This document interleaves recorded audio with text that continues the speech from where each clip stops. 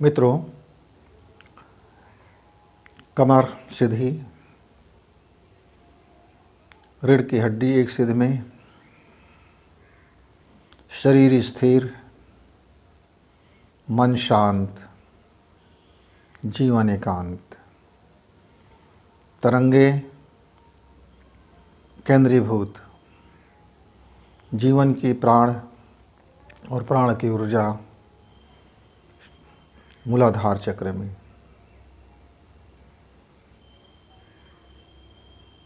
एक बार गायत्री महामंत्र को पुकारते हुए, हे क्षविता, आज जनवरी का प्रथम दिवस, प्रथम सूर्य की किरणें इस जगत को प्रकाशित करे, मन को सुवासित करे, जीवन को ब्रह्ममय करे। इस भावना के साथ ओम ओम ओम।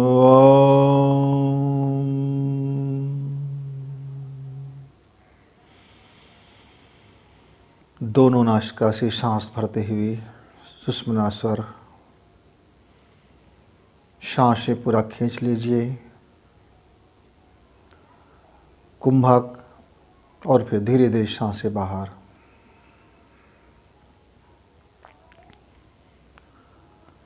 ओम भूर्भुवः स्वः। फिर से सांसें दोनों नासिका से भरते हुए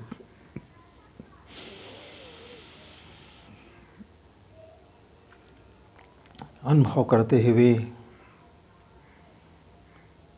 कि प्रकृति की सुंदरता जीवन में बगर रहा है। वह अद्भुत शांत, हृदय प्रफुल्लित है, मन गदगद है, चारों तरफ सुकून भरा वातावरण, सुगंधी का वातावरण, हिमालय के हिमाच्छादन, अद्भुत यह श्वेत धवल प्रकाश की किरणें जीवन में मिठास घोलते हुए, यह अद्भुत है, वाकई यह अद्भुत है। अंदर में रस से भरा हुआ जीवन, मन में रस से भरा हुआ, गंगा की तरह कल कल करती हुई निनाद शांत होते हुए शांत जलराशि।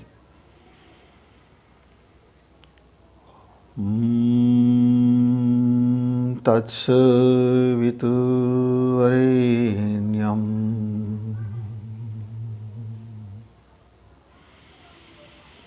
तत्सवितुर्वरेण्यं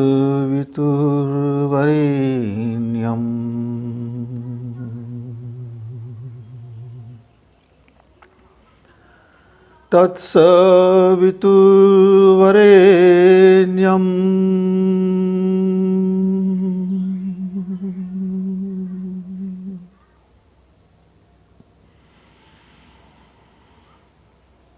मन आकाश होता हुआ, बुद्धि अनंत होता हुआ, जीवन के प्रत्येक ऊर्जा को मुक्त करते हुए, मन को मुक्त करते हुए, हृदय को मुक्त करते हुए, यह अद्भुत है। सब को मुक्तता देते हुए सब मुक्त हो रहे हैं। सोच, विचार, कर्म सब मुक्त हो रहे इस अंतरिक्ष में। एक गहरी सांस दोनों नासापुट से, सांस बाहर भरते हुए, खींचते हुए, छोड़ते हुए। इस विशाल अंतरिक्ष को हृदय में धारण करते हुए, यह अंतरिक्ष और मैं एक, मैं और अंतरिक्ष एक, यह विशाल हृदय, विशाल हृदय, विशाल हृदय। भर्गो देवस्य धीमहि, भर्गो देवस्य धीमहि, भर्गो देवस्य धीमहि। एक गहरी सांस खींचते हुए यह पूरा विराट ईश्वर मेरे हृदय में, मैं और विराट एक, जीवन की इस अद्भुत मुक्तता के बाद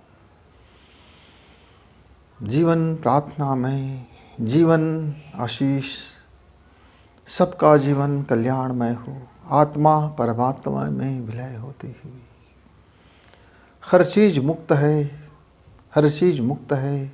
यह अद्भुत है, पूरा विराट, पूरा शक्ति, पूरा सामर्थ्य, यह प्रकाश मेरे जीवन में लौट कर आ रहा है। खुशियाँ जीवन की ओर लौट कर 1000 गुना बनकर आ रहा है।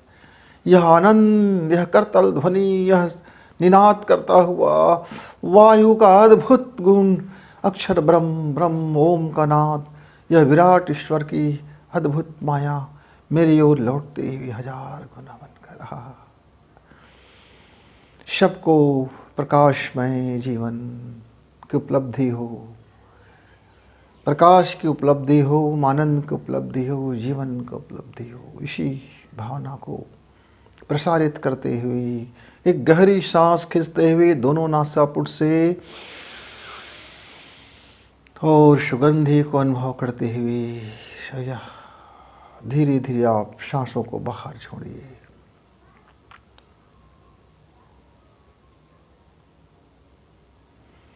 धियो यो नः प्रचोदयात्, धियो यो नः प्रचोदयात्, धियो यो नः प्रचोदयात्। हे प्रभु, हे शिव जी,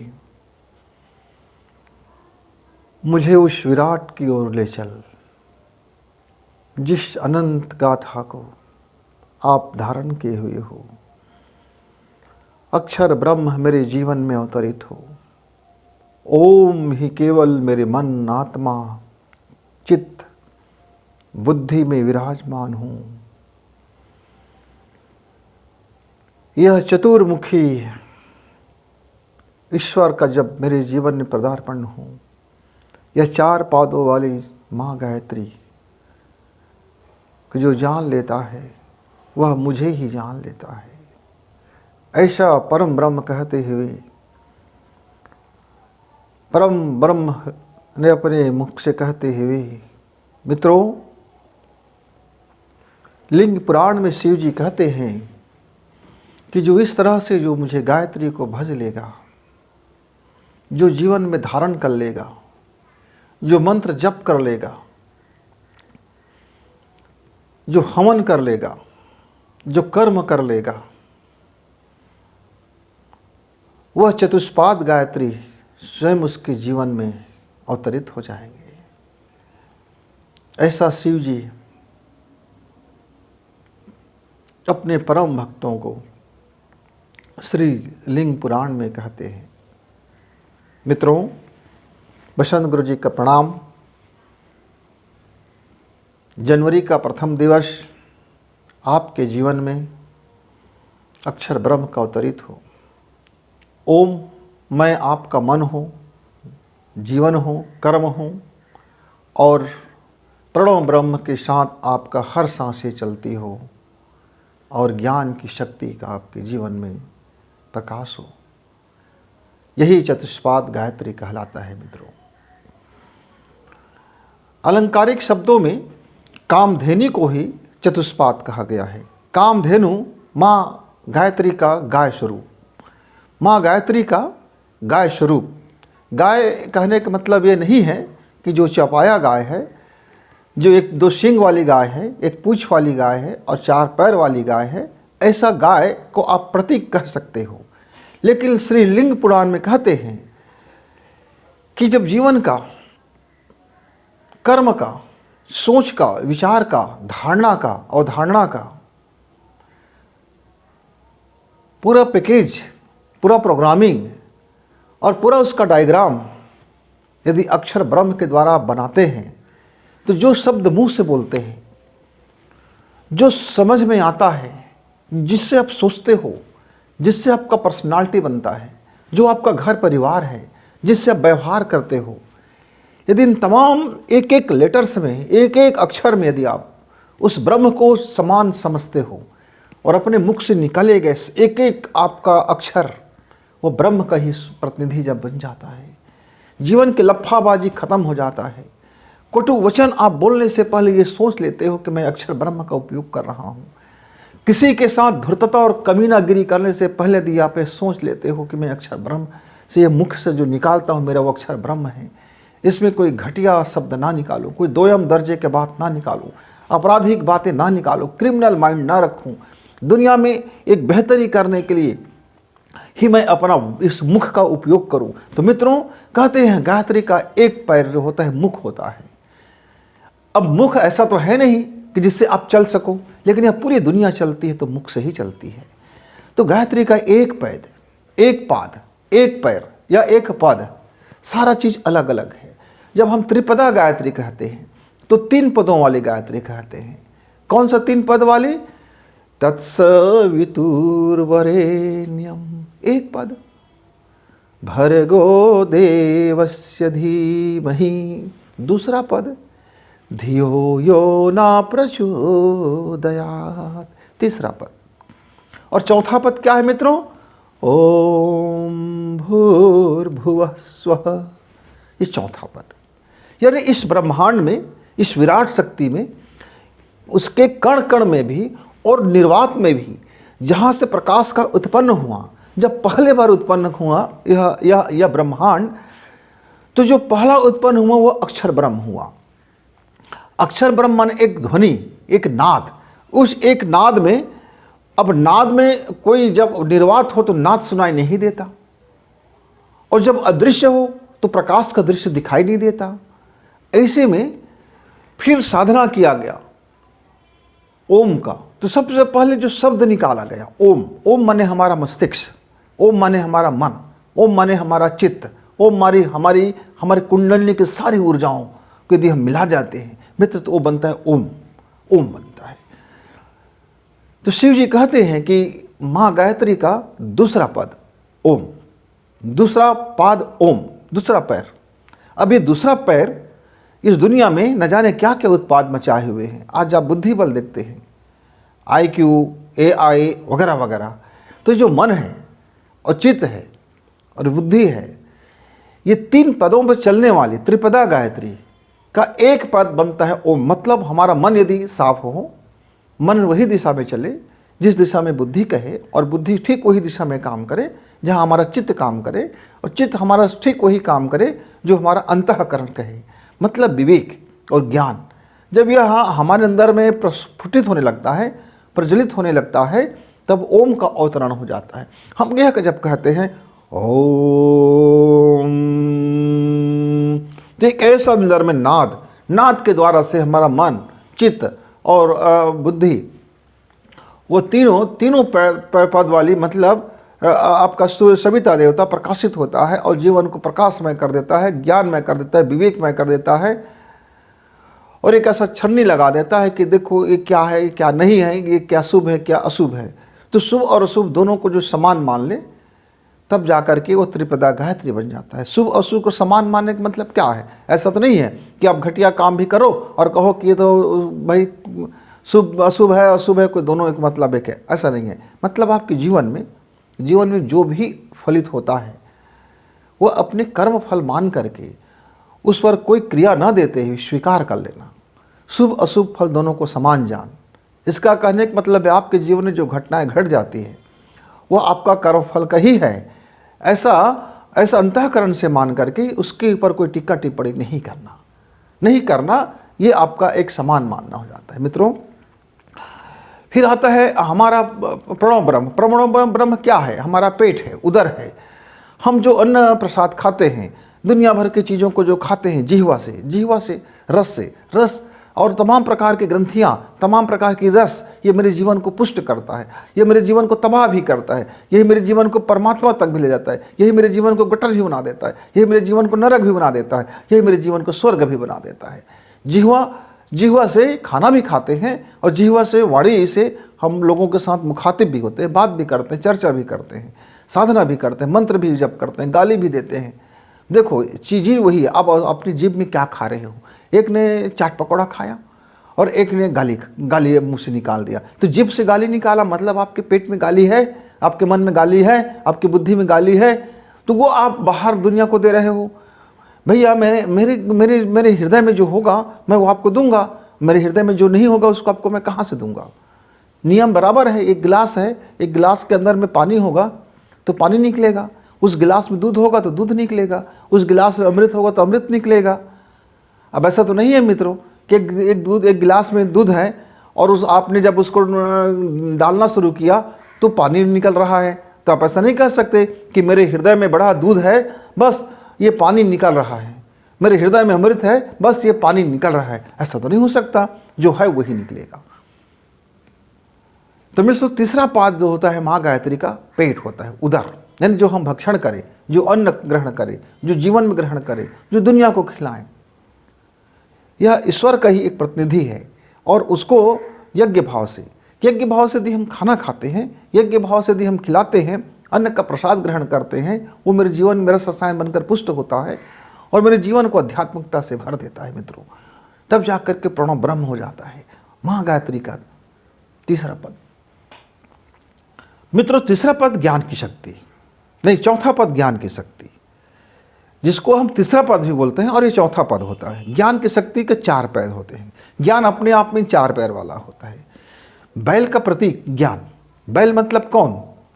निर्बुद्धि को बैल नहीं कहा जाती। बैल यानी शक्तिशाली, पावरफुल, जिसके पास मन का भी शक्ति हो, धन की भी शक्ति हो, शरीर का भी शक्ति हो और अंतर ज्ञान का भी शक्ति हो।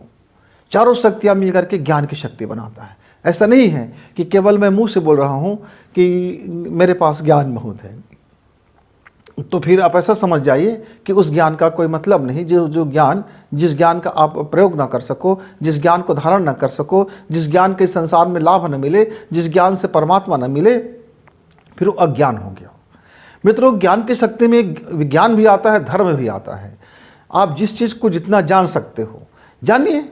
जानने के कई मार्ग हैं। जानने के भौतिक मार्ग जो हमारे वैज्ञानिक लोग जानते हैं, प्रयोगशाला में जानते हैं। जानने का पर्यावरण मार्ग जो प्रकृति में आप जानते हो, प्रकृति को आप देखते हैं, पेड़ है, पौधे हैं, डीएनए बनता है, संचालन होता है, सृजन होता है, किस तरह से एक बीज का निर्माण होता है। ईश्वर ने संभोग बना दिया, कहा कि तुम स्वयं में फैक्ट्री बन जाओ। मनुष्य को जन्म देगा, गाय को जन्म देगा, वृक्ष को जन्म देगा।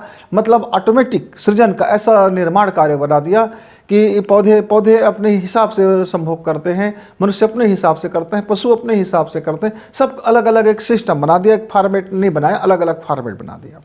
कहा कि तुम इस पूरी दुनिया में तुम सृजन करते रहो। और फिर एक दूसरे का आहार भी बना दिया। बोले कि ज़्यादा अति हो जाएगा तो उसका भोजन भी बना दो।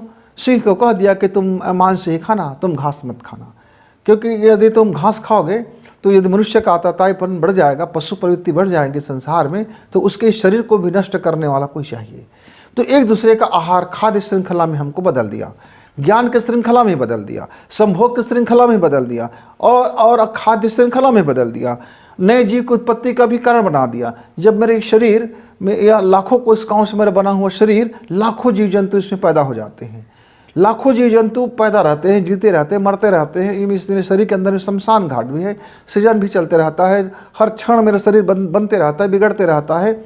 और इस शरीर के प्रति मैं मोहासक्त भी हो जाता हूँ और इस शरीर के मोह बंधन को काटने के लिए ज्ञान का भी उपयोग करता हूँ। तो ज्ञान मतलब धर्म, ज्ञान मतलब विज्ञान, ज्ञान मतलब प्रयोगशाला, ज्ञान मतलब आपका ध्यान, ज्ञान मतलब धारणा, ज्ञान मतलब हवन। मतलब सारे चीज़ों को जब आप उसके तलहटी तक जाते हो, विच्छेद करते हो। अब एक प्याज ले लीजिए, एक लहसुन ले लीजिए, आप छिलते चले जाते हैं और पूरा छिलका बाहर निकल जाता है और फिर भी आपके पास रह जाता है। वो क्या रह जाता है? ज्ञान रह जाता है कि आपने छिल के देखा, आखिरी में कुछ नहीं मिला, लेकिन छिलने का जो कर्म है वो आपके हाथ में आ गया। वो आपके हाथ में दुर्गंध आ गया, उसका गंध आ गया। आप ये नहीं कह सकते कि मैंने प्याज नहीं छिला था, प्याज में कुछ नहीं मिला, मिला प्याज के गंध आपके हाथों में बगर गए, इस वातावरण में बगर गया, पूरे की पूरी सुगंध बगर गई। अब बाहर से आने वाला हर व्यक्ति कह सकता है कि भैया यहाँ प्याज है क्या, किसी ने प्याज छिला है क्या, या लहसुन है क्या, यहाँ लहसुन छिली है क्या। आप अगरबत्ती जला देते हैं, अगरबत्ती जल जाता है, धुआं भी गायब हो जाता है, पर उसकी सुगंध ही रह जाती है। जीवन में इसी तरह से जब हम कुछ कर्म करते हैं, हम निष्कर्म करते हुए भी, निष्काम कर्म करते हुए भी हमारा कर्म का कुछ सुगंधी रह जाता है, संसार में सुगंधी रह जाता है। तो उस सुगंधी को कहते हैं कि प्रचोदयात, तू फैल जा, इस संसार में जा, तू फैल जा। मित्रों, यदि मेरा कोई साधक मित्र है या असाधक मित्र है, भौतिक विज्ञानी है या ज्ञानी है, बच्चा है, बूढ़ा है, महिला है, पुरुष है, कोई भी हो, कोई भी स्त्रीलिंग की आप प्रार्थना कर सकते हैं। इसी स्त्रीलिंग को गायत्री का चतुष्पाद गायत्री कहा गया है। मित्रों, जब हम इसकी अवधारणा करते हैं, जब इस मंत्र को जपते हैं, हमने प्रारंभ में जो प्रार्थना किया, जो मंत्र जप किया, वह चतुष्पाद गायत्री को उसी तरह से जप की जाती है। वो साधना भी है और वो ध्यान भी है। ध्यान में उतरते उतरते उस गायत्री को जप की जाती है। इससे क्या होता है? इससे ये होता है कि आपका जितना भी जन्म में, जिस भी जगत में और जिस भी जीव में जितने भी शरीर को धारण करके आपने मनुष्य धर्म को पालन कर लिया, मनुष्य जात को प्राप्त कर लिया, और आप यदि इस भाव से, ध्यान से और गायत्री मंत्र को जप करते हैं, तो सबसे पहला आपका भाव बंधन समाप्त हो जाएगा। यानी वो कर्म का फल आपको गति से मिलेगा, इतनी गति से मिलेगा कि भविष्य के लिए आपका कर्म फल फिर कोई बाधा न रह जाएगा। चाहे कोई जीव हो, कोई जीव के साथ में यदि भी आप यह साधना को करते हैं, तो सामने में बैठा हुआ जीव भी मुक्त होता हुआ चला जाता है।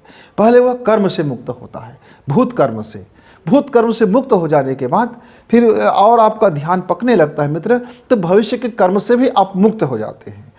मतलब आप ऐसा कर्म करते हैं जो निष्काम कर्म हो, फिर उस पर आपका अटैचमेंट नहीं रह जाता है। लेकिन एक रह जाता है, सुगंधी वाली बात रह जाती है। आपने अगरबत्ती जला दी, पर जला हुआ अगरबत्ती का सुगंध ही रह जाता है, तो इसको भी वो समाप्त कर देता है। मतलब कर्म फल से मुक्ति प्रदाता, चाहे आपका भूत कर्म हो, चाहे आपका आने वाले भविष्य का जो फल है, ये दोनों से आपको मुक्त करता है। तो मुक्त जीवन जब वर्तमान में जीवन जीता है, तो वह पूर्ण तरह से कमल की तरह खिला हुआ जीवन जीता है, वह सविता की तरह सुवासित जीवन जीता है, प्रकाशित जीवन जीता है। तो आप ये समझ जाइए कि आप सविता की तरह प्रकाशमय हैं और फूलों की तरह सुगंधिमय हैं, यानी सोने पे सुहागा है जीवन आपका।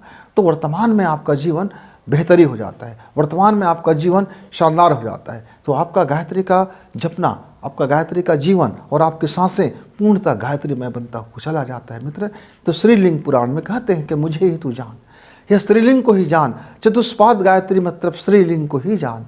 तो शिव जी का जो लिंग स्वरूप है वह चतुष्पाद गायत्री है। चतुष्पाद गायत्री को कई जो हमारे मित्र लोग यह कह देते हैं कि ये 4 पैर वाली होती है। मित्रों, चौपाया नहीं होता है, इसकी चारों दिशाओं में चलने वाली और हर तरह से आपके ज्ञान को लवरेज कर देने वाला, और यह जीवन को कर्म करते हुए निष्काम कर्म को ले जाने वाला, कर्म करते हुए कर्म फल से मुक्त कर देने वाले माँ गायत्री का यह स्तुति है, प्रार्थना है, जप है, जिससे आपका जीवन में सुवासित फल जाता है। मित्रों, तो आइए अपने जीवन में आज कुछ नया करें।